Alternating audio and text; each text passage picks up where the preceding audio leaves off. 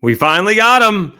The new head coach of the Arkansas State Red Wolves, Ryan Pannone, joins us next. He's locked on Sunbelt.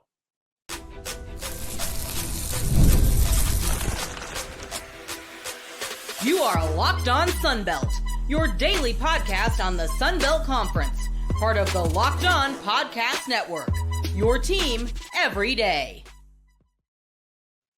All right, Dave Schultz, Locked On Sunbelt, your teams every day. Today's episode brought to you by FanDuel.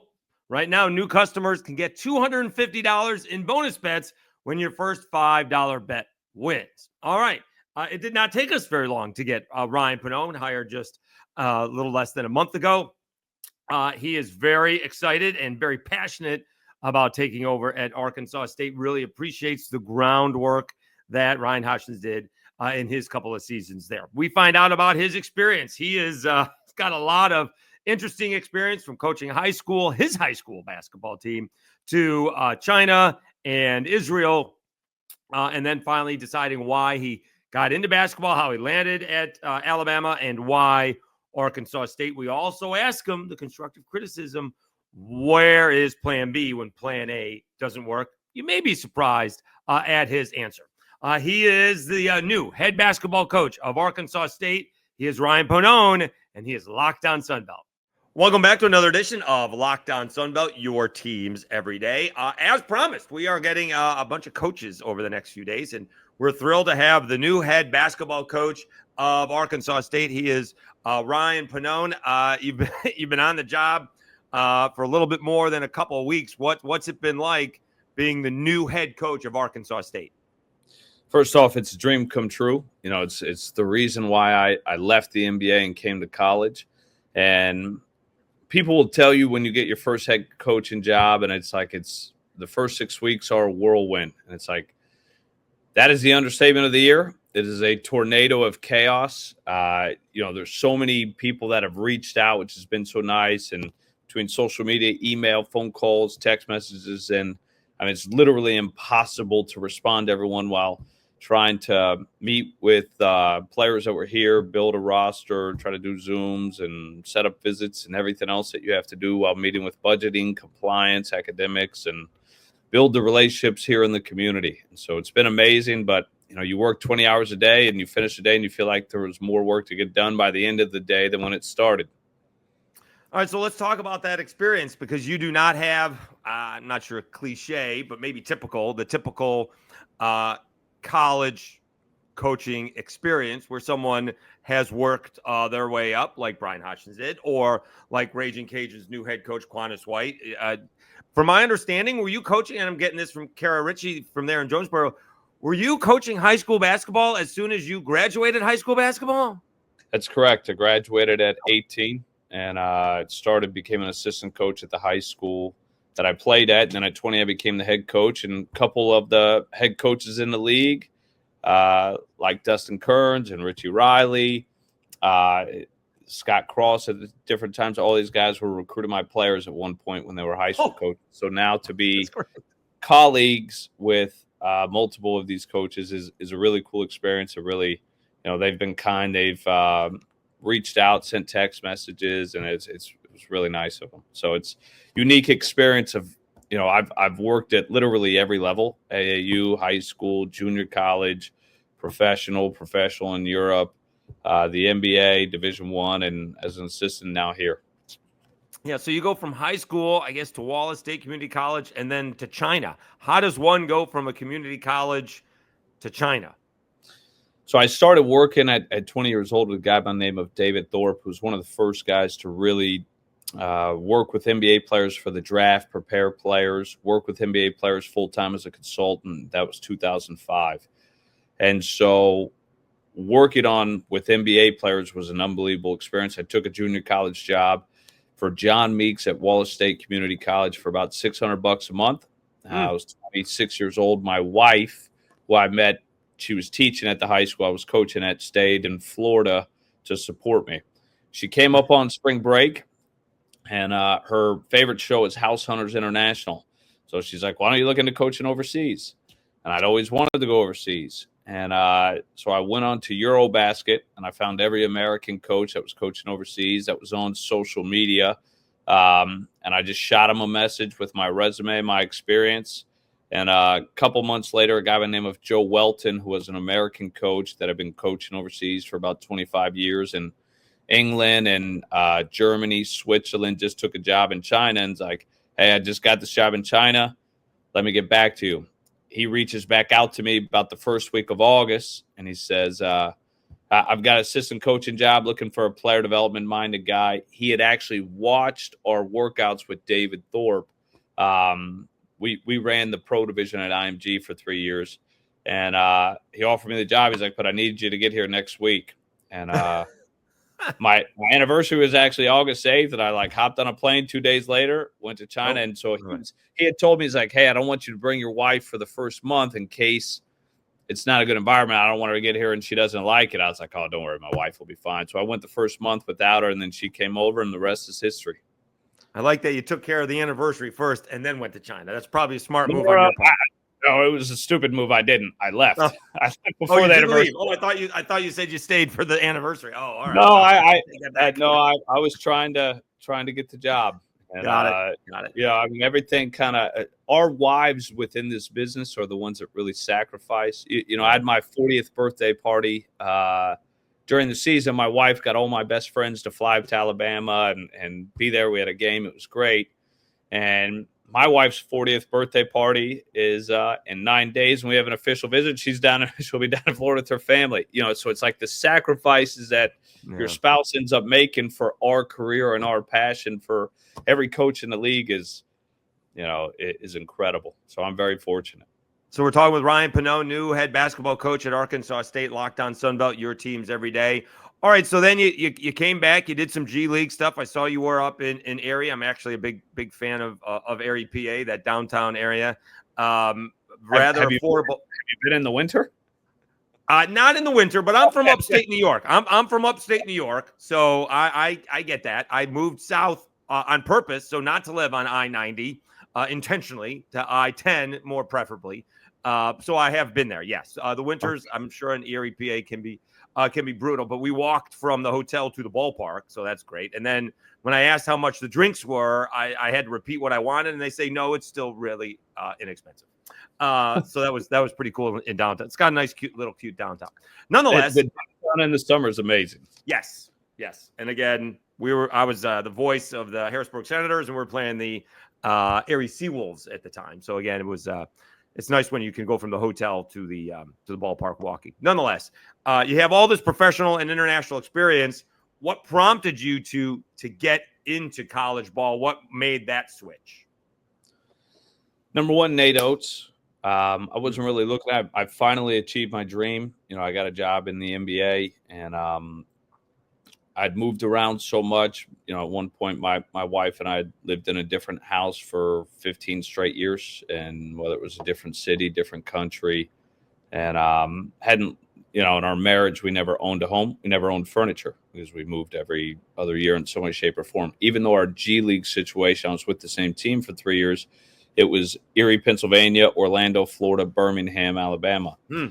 So made it to the NBA, had a 3-year deal, got an unbelievable opportunity from Willie Green and Trajan Langdon and David Griffin.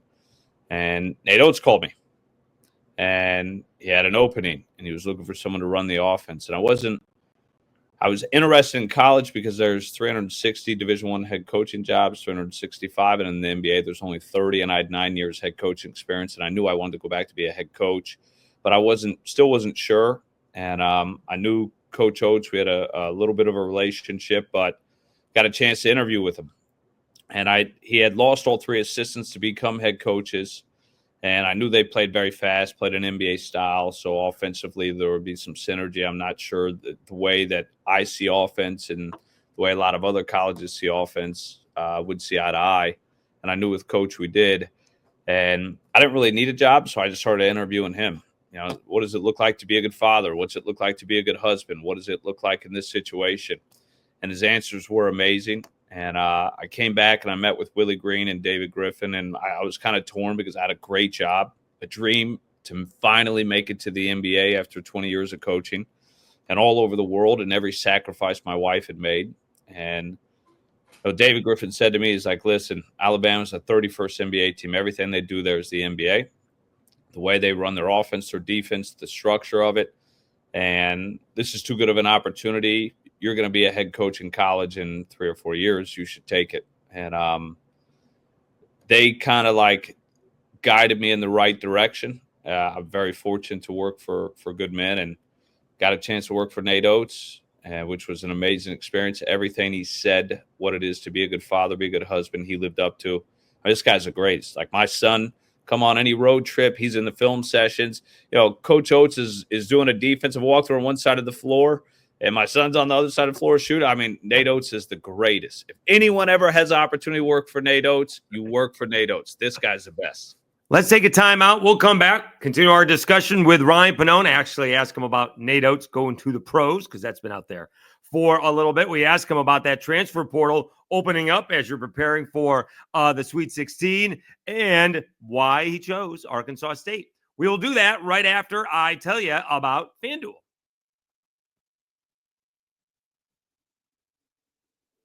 The NBA playoffs are almost here, and FanDuel is giving new customers an incredible way to get in on the action. Right now, when you join FanDuel, place your first $5 bet, you'll get $250 in bonus bets if your bet wins. Wow.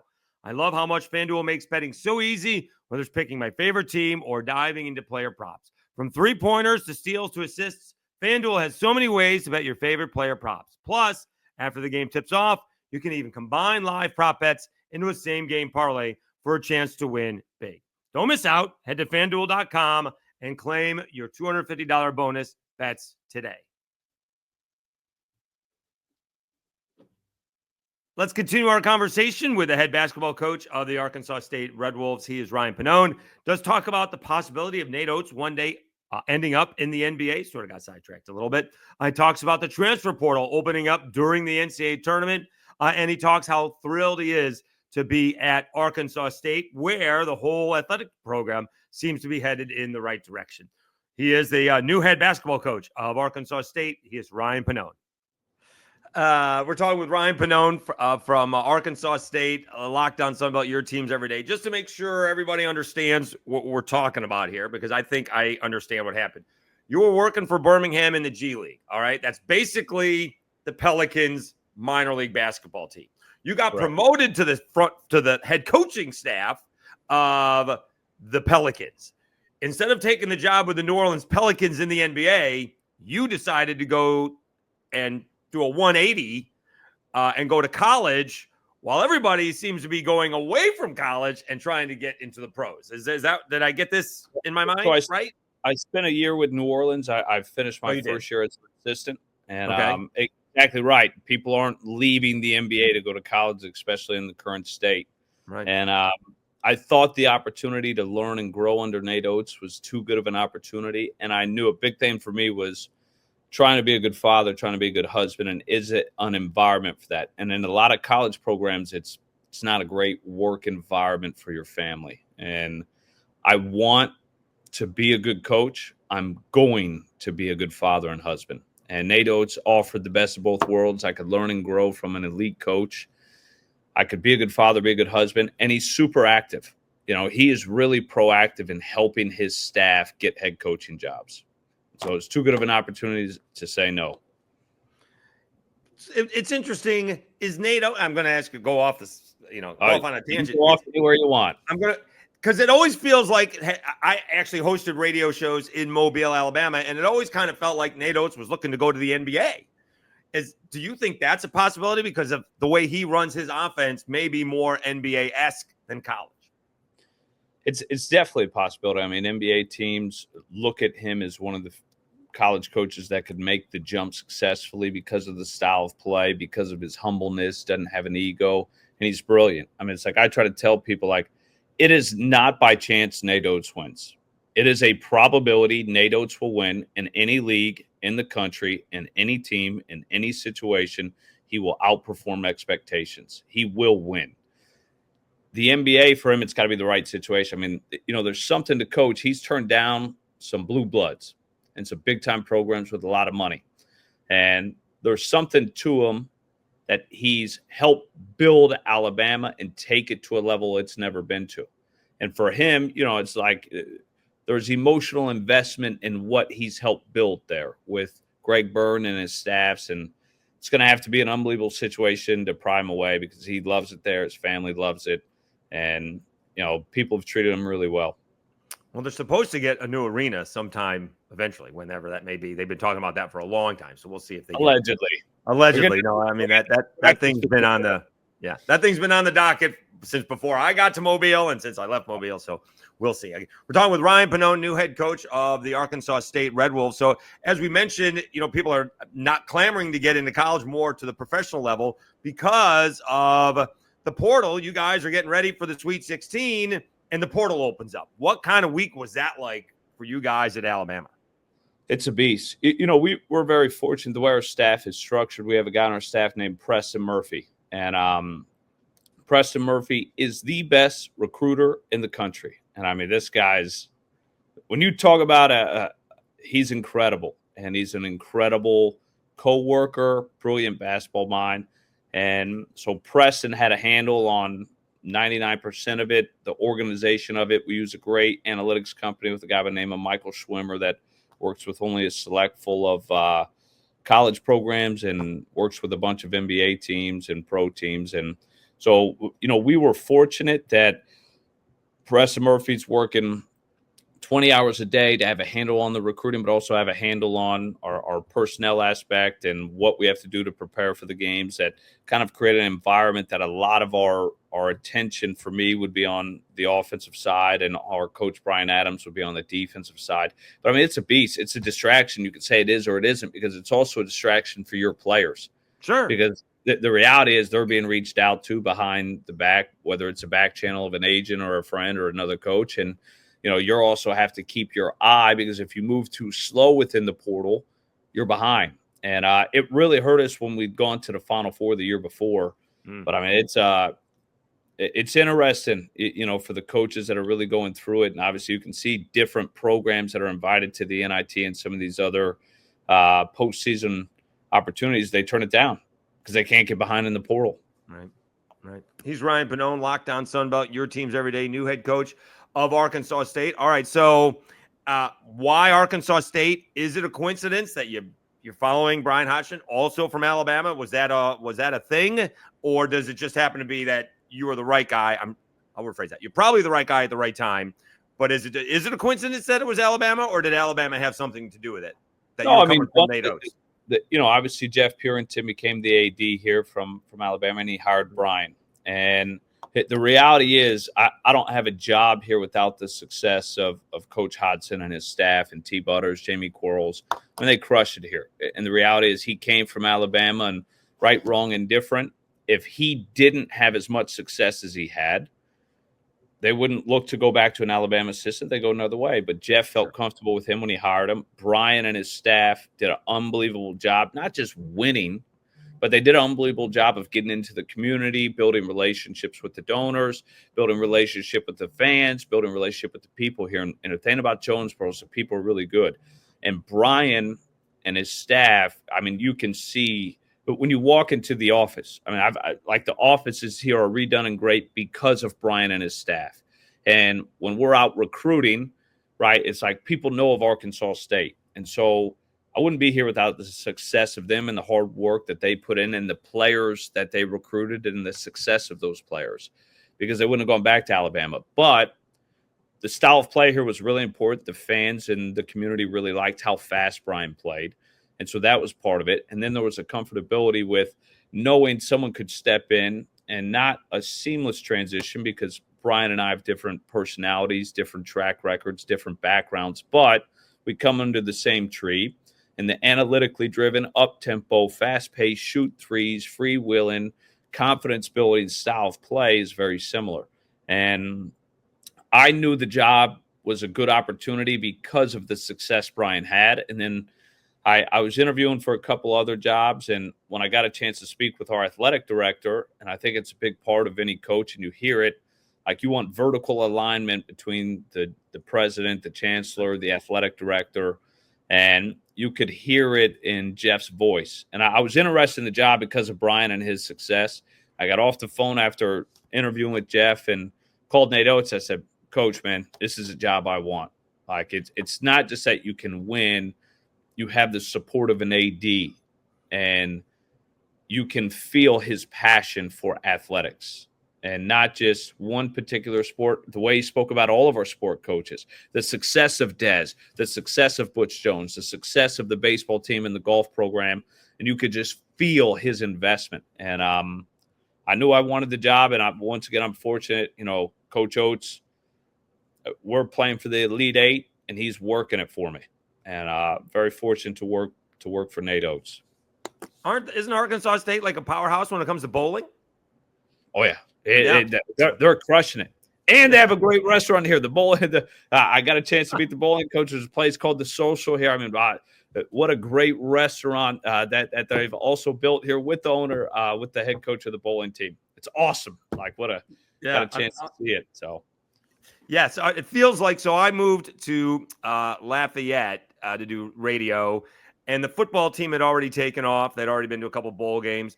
Basketball team that year ends up in the wins the Sun Belt. Baseball team hosts a super regional for the first time ever, and the girls softball team goes to Oklahoma City for the College World Series, and it has carried on for the better part of a decade in Lafayette, Louisiana, with some minor hiccups along the way. And it kind of feels that's the direction that Arkansas State is going in. Butch Jones has the football program in the right direction. They, for all I know, they could be the preseason pick to win the Sun Belt. Basketball program, although maybe fell a little short this year, has had two really good back-to-back years. And the baseball program has one of the top pitching staffs forget about the conference, in the country. And so Mike Silva is obviously lifting that as well. So it does appear that this could be the beginning of what could be a great run for Arkansas State over the next handful of years. And Dez went to the NCAA tournament. It's like you're walking into. That's right. I'm walking into a situation where it's not pressure to replace Brian, who won 45 games, won 25 games for the very first time in school history, went to the NIT, had success, and which is big shoes to fill. Not just to imagine that it's not just the winning. It's what him and his staff did within the community that you also have to. And I'm fortunate, like, Brian's like laid out the land for me, like, hey, this is where you got to go. This is what you got to do. This is where you should live. Don't live here. This is who you've got to help get out. This is how you reach the people. So I'm fortunate that to have someone that's leaving that has laid the groundwork to try to help me and our staff here have a chance to be successful and try to give us a blueprint of things that he's done that led to his success. But then you're walking into an environment where the other sport coaches are over here winning titles and conference championship. Our women's volleyball team won the regular season conference championship. So it's everywhere you're walking around in the office, and everyone's won a lot more than you. And you got to try to build that up. Let's take one more timeout. We'll come back, complete our conversation with Arkansas State's new head basketball coach, Ryan Pannone. What happens if plan A isn't working? What is plan B going to be? We'll do that right after I thank you. All right, we're continuing to grow. The shorts, it's very interesting. They get a lot of views and then backs down. I don't know why, but you guys are there getting about 200 to 300 views a day on the shorts. And we do have a couple of more interviews in the can, as they say. So be on the lookout for a couple of football coaches that were kind enough to join us on my day off. So we do have some more football to talk about. And of course, we'll have baseball towards the end of the week as well, off on Friday. So maybe we can get some more football coaches to join us if it permits. But I want to thank you for all of the support. I seem to be leveling off close to about 1,900 subscribers. So that's pretty cool. Do appreciate it. We will see what happens with all of this baseball. Not much longer left. Not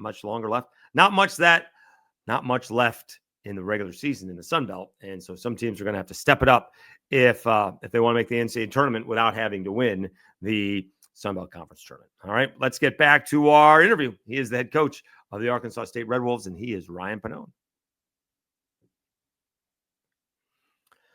All right, so one of the constructive criticisms, if you want to call it that, I would call it that, of Nate Oats and Brian Hodgson, and we'll see what Ryan Pannone does, But if plan A isn't working, they don't shift. And actually, Ryan Pannone gives a great story of Nate Oats sticking with it. All right. I like to have a plan B if plan A isn't working, but these guys know much more about basketball than I do. And actually, the way Ryan Pannone describes it and the way Nate Oats goes about it, I can actually appreciate that more. You don't have to tell the kids twice. I wouldn't think so. Listen to what he has to say. He is the new head coach of the Arkansas State Red Wolves, and he is Ryan Pannone, and he is Locked On Sunbelt. He's Ryan Pannone, Locked On Sunbelt, your team's everyday new head coach at Arkansas State. All right, so no pressure, coach. No pressure. Everyone's winning, so no pressure. Just pointing that out. So let's talk about, again, it's very interesting when you get these teams that turn things around. Texas State football-wise turn things around, but they were picked to win the division, if not the Sunbelt last year. And really a handful of plays cost them what could have been a great season, and yet they had a very good season.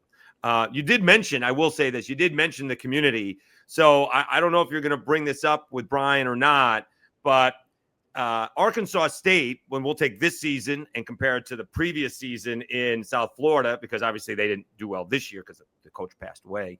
But Arkansas State averages almost as many people as South Florida does.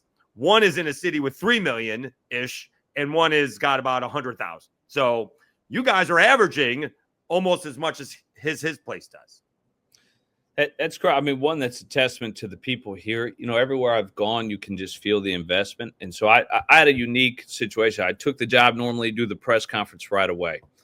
I was here for about a week without doing the press conference, so I got to meet with the mayor, but get out, go meet with the students, meet at different restaurants with people. And you're giving out free pizza. You're giving out free pizza. That's a smart move by you. Free Chick-fil-A. That's right. We got some free donuts coming. We got some other free stuff coming for the people here. But you get a chance to feel the people. And I mean, that's a big thing. Like, I've lived in places around the world where you feel wanted and where you don't feel wanted. And even though you may feel you can have success professionally, you want to be in a place that you feel wanted, your family feels wanted, and it feels great. And the people here have been amazing. And so, you know, we're fortunate to have that and the warm welcome from all of the people here. And that's a huge environment. Brian did a great job of connecting with them to build the fans. Amir, if you take a look at South Florida and what Amir was doing, because I'm a graduate from South Florida, and that's home. South Florida is my home. And if you look at what Amir was doing, it's like once he got it rolling in January, February, I mean, they had some games with 10,000 fans. They had it rolling. And he did an unbelievable job of connecting with the community too. Amir and his staff, they really did. I mean, he was out. He was getting after it. He was a great man. And, you know, I got a chance to coach Chris Youngblood. And Chris Youngblood transferred from South Florida. And I hope my players talk about me the way that Chris Youngblood talked about Amir as a person. And you could see what he was building. The fans were coming out. They were starting to get 10,000 games. Brian's going to do that there. Well, that's really impressive because that's a pro city, right? And the big football team in Tampa is going to be the Florida Gators, which is a little bit of a trek from there. So when you're starting to draw 10,000 as USF, that's impressive. All right. And obviously they won the regular season a couple of years ago and struggled this past season. And there it's not just, it's like here. Like, it's one thing to win. Win's going to bring out the fan. But what Amir and his staff did is the same thing Brian and his staff and T. Butters and Jamie Quarles and Logan and all these guys did here. They connected with the people and they built investment there. And that's what I've got to do here. Because winning, everyone likes a winner. Sure. People love and invest in coaches that are winning and invested in the community. And Amir and his staff did that, and Brian and his staff did it. And that's what we have to do here to try to replicate the success. All right, let's wrap things up with Ryan Pannone, the new head coach of Arkansas State Red Wolves. Again, I mentioned Texas State, where G.J. Kinney has done a great job. Again, expectations were a little higher last year. Same with Brian Hodgson. Expectations with all the guys coming back, adding Kobe Julian, went to the NIT, but probably didn't get to the expectations that they were hoping for. And so my only constructive criticism, and I'm a Syracuse fan, so I have lived and died by the three for the better part of 30 years, right, against that zone. And, they hit them, the other team hits them, Syracuse is going to struggle. The only issue that I had with Brian Hodgson, there didn't seem to be a plan B when plan A didn't work. And he had so many different players that could be used differently. But if the three wasn't working, and Nate Oats kind of gets that same constructive criticism, what happens if the threes aren't falling, right? I mean, over the season they might, but in a certain game they may not. Do you have a plan B when the threes aren't falling and we may not be getting to the free throw line as much as you'd like? Because that's basically the Nate Oats style. We're shooting threes and we're going to the hoop trying to get to the free throw line. So one, I mean that's a big portion of it, right? So it's the threes that you're trying to take are created off rim pressure, right? So there's only one thing within basketball that derives an efficient outcome. The only three efficient outcomes analytically are free throws, layups, and threes. Really advantage layups, advantage threes, because all layups aren't equal, our threes aren't equal, all layups aren't good, our threes are good. And so those are only derived from one thing, which is rim pressure. Rim pressure is the only thing that can create fouls, layups, and threes. Nothing else in basketball can. So that means that the game has got to be predicated upon creating that rim pressure to draw those. Now, what happens when you're not making threes? Because this is a knock Nate Oats gets. And this is one of the reasons why Nate Oats is the best, because this is the common theme is what you're saying. What does Houston do well? Right? You watch a national championship. Defend. Yeah. They defend. They struggle to score. I mean, they do. So what happens when they play a team that also defends and then Houston can't score? There's only one team that can win it all. What is Duke really good at? Well, they're really good offensively. What happens when they run into that monster of Houston that just guards with physicality and they struggle to score?